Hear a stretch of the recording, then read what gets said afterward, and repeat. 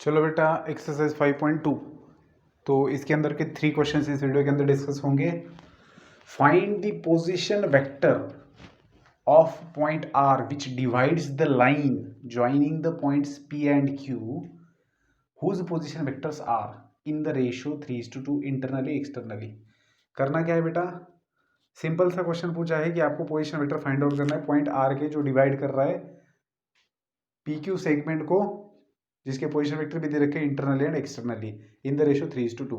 तो सिंपल है, अगर बोर्ड के अंदर पूछा जाता है तो अच्छे तरीके से लिखना है कि जो भी पॉइंट आर है आपका तो उसका पोजीशन वेक्टर आर बार लेना है, पी का पोजीशन वेक्टर पी बार ले लो, क्यू का क्यू बार ले लो, और वो पोजीशन वेक्टर दे रखे हैं तो वो भी लिखना है। तो सिंपल तरीके से लिखेंगे कि let R bar P bar and Q bar be position vectors of points R P and Q respectively. ठीक है, अब अगर ये पोजीशन वेक्टर है तो हमें दिया है कि पी बार है 2i cap minus J cap plus 3k cap and Q bar दिया है, देखो यहाँ पर दिया है points P and Q whose position vectors है, पी का ये पोजीशन वेक्टर है, क्यू का ये है, इसका मतलब Q bar is minus 5i cap plus 2j cap minus 5k cap. ठीक है, तो अब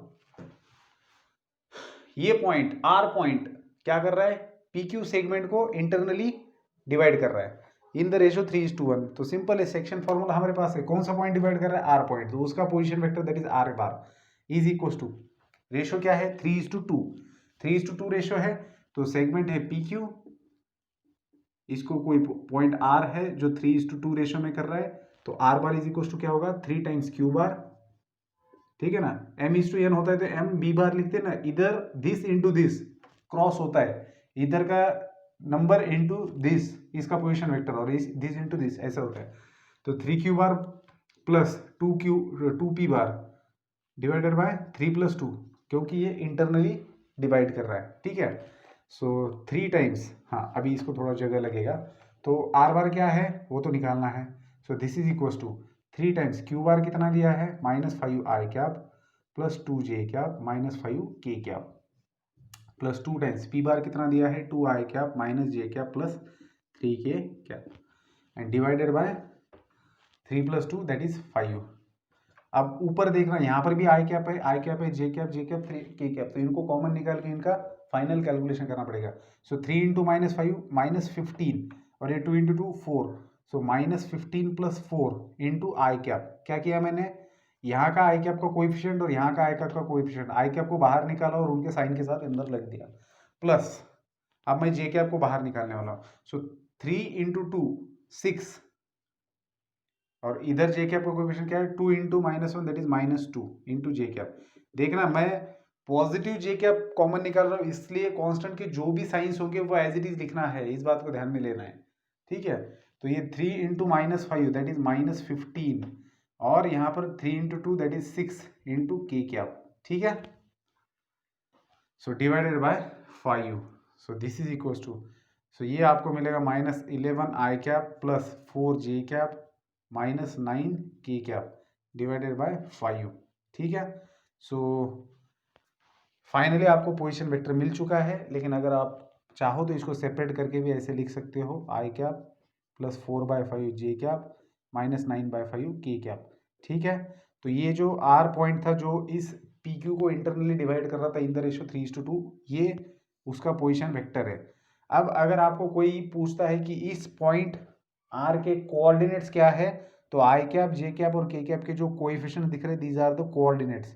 सो आप इसके कोऑर्डिनेट्स लिख सकते हो इस प्रकार से -11/5 4/5 and comma -9/5। So position vector दिया है तो आई कैप जे कैप और के कैप के कोएफिशिएंट रहेंगे उसके कोऑर्डिनेट्स उस पॉइंट के। ठीक है, तो कोऑर्डिनेट्स भी पूछे जा सकते हैं कई बार, इसी क्वेश्चन को अगर सीटी के अंदर पूछना है तो कोऑर्डिनेट्स को भी पूछ सकते हैं। बिल्कुल सिंपल क्वेश्चन था, स्ट्रेट फॉरवर्ड था, डिपेंडेंट ऑन द फॉर्मूला। अब देखिए पहला क्वेश्चन हल हो चुका है, अब दूसरे के अंदर क्या पूछा है कि वही पॉइंट उसी सेगमेंट को एक्सटर्नली अगर डिवाइड करता है इसी रेशियो के अंदर, तो फॉर्मूला क्या है हमारा, R bar is equal to 3q cap -2p, और ये 3 -2 होगा। ठीक है, फिर यहाँ पर आएगा आपका माइनस साइन, यहाँ पर होगा 1, तो डिनोमिनेटर तो खत्म ही हो गया, ठीक है, डिनोमिनेटर यहाँ पर खत्म। अब 3 - 5 -15 चेंजेस हो गए इसके अंदर, -2 × 2 that will be -4 I cap. फिर यहाँ पर 3 × 2 6 -2 × -1 दैट इज +2, और फिर ये -15 और ये -6, ठीक है।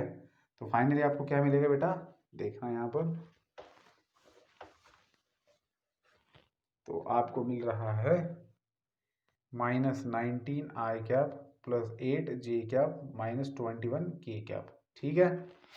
तो इस पॉइंट के कोऑर्डिनेट्स आएंगे -19, 8 और -21। आपको ऐसे लग सकता है कि दोनों तो आर पॉइंट ही है, फिर उनके कोऑर्डिनेट्स देखो बेटा, पोजीशन चेंज हो चुका है स्पेस के अंदर। जब इंटरनली डिवाइड कर रहा था तब अलग जगह पर था उसी सेगमेंट के ऊपर, और जब एक्सटर्नली कर रहा है, ये तो बहुत कॉमन बात है, एक्सटर्नली करेगा तो दूसरी जगह से करेगा, है ना। जैसे मान लीजिए ए, यहाँ पर आपका पी क्यू सेगमेंट है, तो इसको अगर पॉइंट आर यहाँ पर कर रहा है तो इसके कोऑर्डिनेट्स अलग रहेंगे, और अगर एक्सटर्नली कर रहा है तो पॉइंट यहाँ पर है, तो दोनों के कोऑर्डिनेट्स अलग अलग रहेंगे। ये तो सिंपल था, फिर भी बता दिया। चलिए आगे बढ़ते हैं क्वेश्चन नंबर 2 की तरफ। 2 के अंदर क्या दिया है, find the position vectors of mid point am joining the points. ये तो बिल्कुल कतई सिंपल एग्जांपल है। देखिए सेगमेंट है आपके पास एल, जिसके कोऑर्डिनेट है 7 - 6 12, और दूसरा पॉइंट है एन 5 4 -2, ये इसके कोऑर्डिनेट्स है। अब इन दोनों का मिड पॉइंट है एम, तो आपको क्या करना है, पोजीशन वेक्टर निकालना है इस एम का। तो सिंपल है, पहले तो आप इसका पोजीशन वेक्टर लिखिए एल बार, इसको इसके पोजीशन वेक्टर को एल बार बोलिए, which is equal to 7 I cap -6 J cap +12 के कैप, और इसका पोजीशन वेक्टर आएगा N bar is equal to 5 I cap +4 J cap -2 के कैप, ठीक है। तो आपको पोजीशन वेक्टर एम का निकालना है, तो इसको आप थोड़ी देर के लिए एम बार बोल सकते हो। So M bar is equal to position vector of M, that is M bar is equal to L bar plus N bar divided by 2, mid point formula.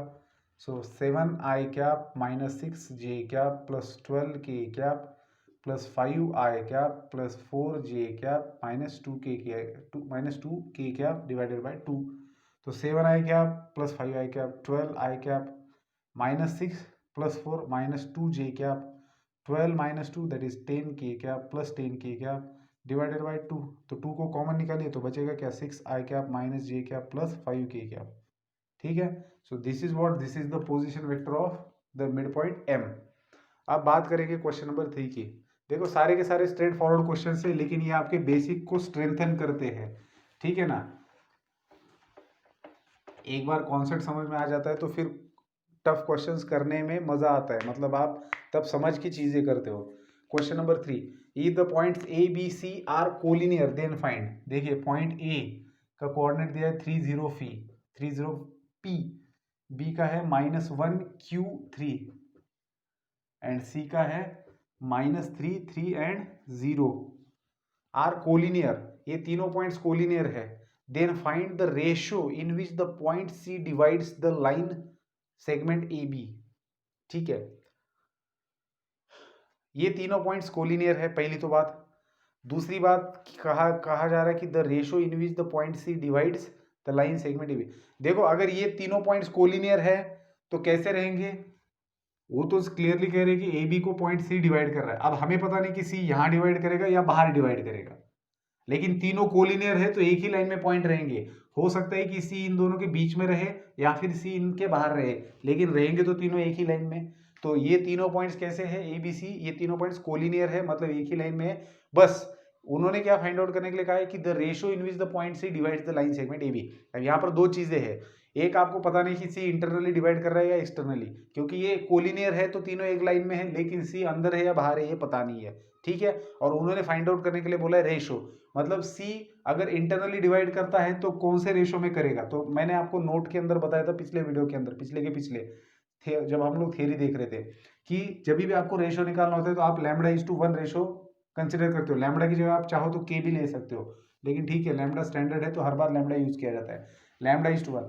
तो चाहे वो एक्सटर्नली करे इंटरनली डिवाइड करे, हम बोलेंगे कि वो λ/1 रेशो में डिवाइड करा है। फिर हम लैम्बडा की वैल्यू निकालेंगे, वो वैल्यू पॉजिटिव आती है तो हम लोग बोल सकते हैं वो इंटरनली डिवाइड कर रहा है, नेगेटिव आएगी तो एक्सटर्नली।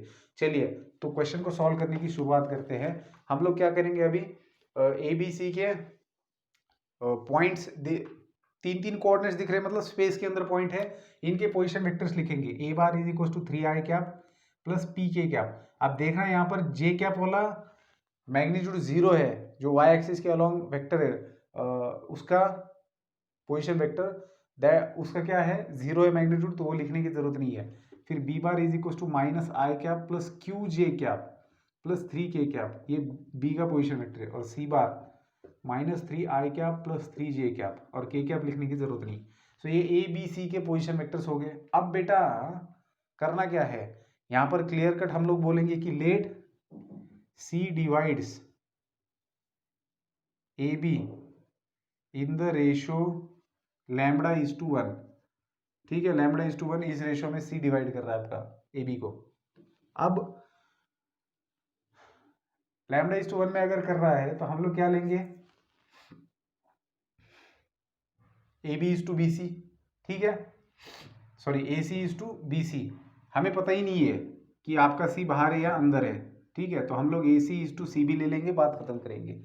तो हाँ, तो सी का पोजीशन वेक्टर हम लोग लिख सकते हैं, therefore C bar is equal to क्या लेंगे हम लोग, लैम्बडा इज टू 1 लिख रहे हैं, तो lambda times B bar plus A bar divided by lambda plus 1। अब सी बार कितना दिया है, -3i cap plus 3j cap दिया है। This is equal to lambda B bar कितना दिया है, -i cap plus Q J cap plus 3k cap plus A bar कितना दिया है, 3i cap plus p k cap. ठीक है, डिवाइडेड बाय लैम्बडा प्लस 1 है। अब बेटा -3i cap plus 3j cap left में एज इट इज रहेगा, इनके कोएफिशिएंट को साथ में लिख लेते हैं कॉमन निकाल के। सो ये माइनस लैम्बडा दिख रहा है आई कैप का कोएफिशिएंट, और ये +3, और इनको भी इनमें से कॉमन निकलेगा आई कैप। फिर ये plus lambda into Q plus, इधर तो जे मौजूद ही नहीं, तो लैम्बडा क्यू जे कैप बन जाएगा ये। ठीक है, फिर ये 3 लैम्बडा प्लस 3 लैम्बडा, और के कैप का कोएफिशिएंट है P, so 3 lambda plus P divided by lambda plus 1। अब लैम्बडा प्लस 1 को आप अगर सेपरेट ले लेते हो तो हाथों हाथ सेपरेट ले लेंगे तो काम आसान हो बनेगा, और लैम्बडा प्लस 1 को सेपरेट कर दिया। अब हम लोग दोनों वेक्टर्स क्योंकि इक्वल है तो उनके कंपोनेंट सेम रहेंगे, तो इधर के आई कैप का coefficient must be equal to this. So this implies आपको क्या मिलेगा, minus lambda plus 3 divided by lambda plus 1 is equal to मिलेगा -3। इधर का जे कैप है lambda Q divided by lambda plus 1 is equal to 3, और K cap का coefficient है 3 lambda plus P divided by lambda plus 1, this is equal to 0। ठीक है, तो अब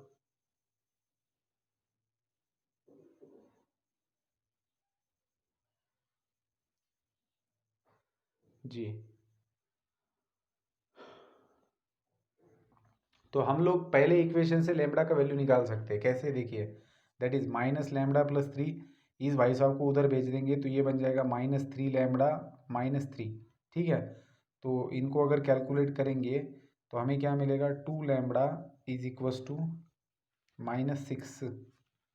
देखिए ये इधर आएगा तो +3 लैम्बडा होगा, दैट इज 2 लैम्बडा बचेगा, ये इधर जाएगा तो -6।